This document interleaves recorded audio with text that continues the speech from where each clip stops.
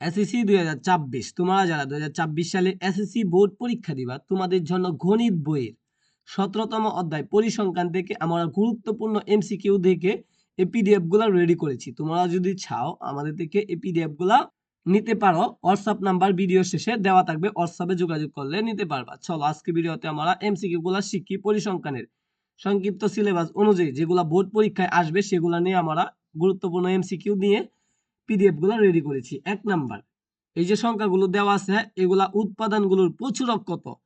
8 9 7 15 10 15 11 8, তারপরে 10, তারপরে 9, তারপরে 8। এই উৎপাদনগুলোর প্রচুরক কত, মানে বেশি বার আছে কোন সংখ্যাটা, এটা আমাদেরকে এখান থেকে খুঁজে বের করতে হবে, তাহলে উত্তর হয়ে যাবে। তো বেশি বার আছে 8।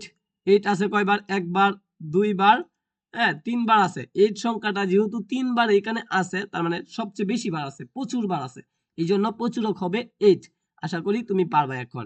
এরপরে দেখবো আমরা 2 নাম্বারটা, উপাত্তের ব্যবহৃত সংখ্যাগুলোকে কি বলে? উপাত্তের ব্যবহৃত সংখ্যাগুলোকে চলক বলে। উপাত্তে ব্যবহৃত সংখ্যাগুলোকে কি বলে? চলক বলে। মুখস্থ করে ফেলবা ডাইরেক্ট।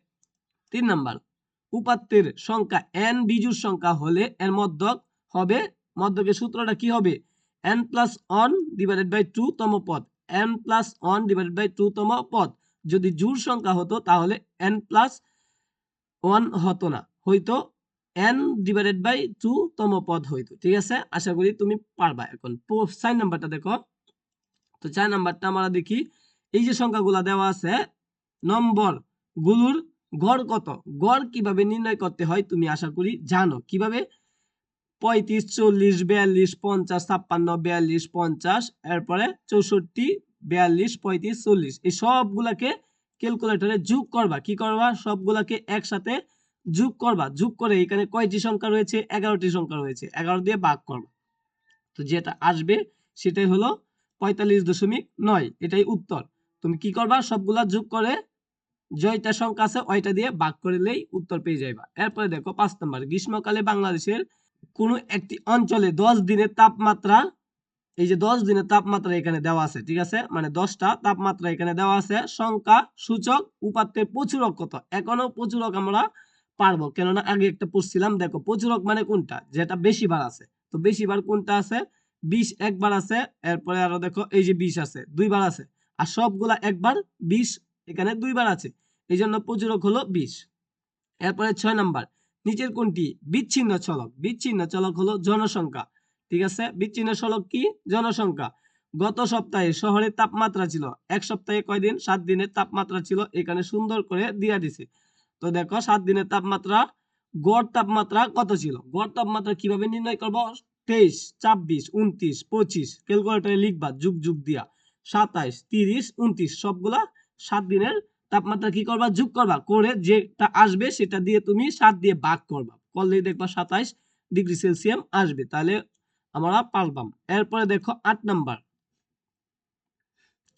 15 17 24 21, এরপর 16, এরপর 17 23 18 20 22 উৎপাদকগুলোর মধ্যক কত, বা উৎপাদক সমূহের মধ্যক কত?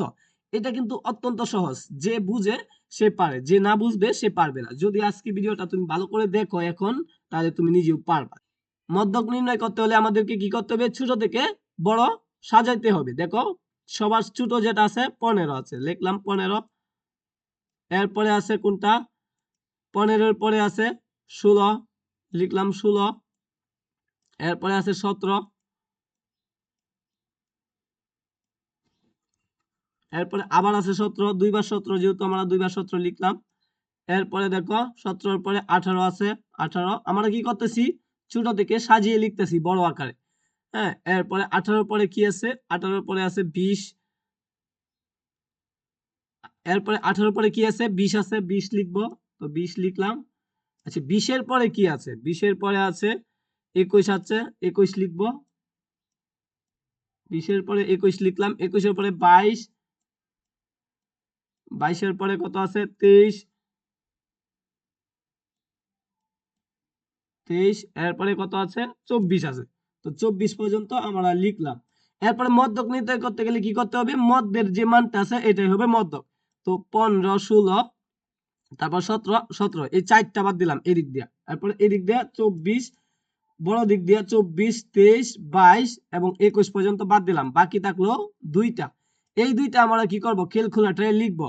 তো লিখলে 20 আর 18 কি করব, যোগ করব। এই দুইটা বাহির হইছে মাঝখানে, যদি একটা থাকতো তাহলে এটাই आंसर হয়ে যাইতো। এখন দুইটা যেহেতু, দুইটা যোগ করে দুইটা ভাগ দিয়ে দেব। তো দুইটা যোগ করলে আসে কত, 38। 38 এর দুইটা ভাগ করলে কত আসবে, 38 এর যদি দুইটা ভাগ দেয় তাহলে আসবে 19 মান। তো আশা করি তুমি এখন মধ্যক নির্ণয় করতে পারবা। যদি বেজোড়া থাকে তাহলে মাঝখানেরটা হবে, যদি বেজোড়া জোড়া থাকে তাহলে মাঝখানে দুইটারে যোগ দেয়া দুইটা ভাগ দিলেই উত্তর আমরা পেয়ে যাইব। আশা করি তুমি এখন অবশ্যই পারবা। এরপরে দেখো 9 নাম্বার, মধ্যক নির্ণয়ে এফসি দ্বারা কি বোঝায়? এফসি দ্বারা যোজিত গণসংখ্যা বোঝায়। এফসি দ্বারা কি বোঝায়? যোজিত গণসংখ্যা বোঝায়। এটা তুমি ভালো করে মুখস্থ করলে সৃজনশীল পারবা। এরপরে দেখো 10 নাম্বার, অজীব রেখার ক্ষেত্রে নিচে কোনটি সঠিক? ঊর্ধ্বগামী সঠিক। এরপরে দেখো 11 নাম্বার, গণসংখ্যা নির্বিশেষ সারণী হতে। তো মধ্যকের সূত্রটা সঠিক এবং প্রচুরকের সূত্রটা সঠিক। এরপরে দেখো গাণিতিক গড়ের সূত্রটা কিন্তু ভুল আছে, এই জন্য এটা উত্তরে যাবে না। এরপরে আমরা 12 নম্বরটা দেখবো, প্রদত্ত সারি ক্ষেত্রে, প্রদত্ত সারির ক্ষেত্রে এই তিনটা সঠিক। এরপরে আমরা দেখবো 13 নম্বরটা, এই 7 গড়ের তাপমাত্রা, 7 দিনের গড়ের তাপমাত্রা কত ছিল? 37 ডিগ্রি সেলসিয়াস। এরপরে গুণবাচক নয় এমন সংখ্যাসূচক তত্ত্বাবলীকে পরিসংখ্যানের ভাষায় কি বলে? উপাত্ত বলে। গুণবাচক নয় এমন সংখ্যাসূচক তত্ত্বাবলীকে পরিসংখ্যান ভাষায় কি বলে? উপাত্ত বলে। অনুসন্ধানাধীন উপাত্ত পরিসংখ্যানের কি হিসেবে চিহ্নিত বা বিবেচিত? কাঁচামাল হিসেবে বিবেচিত।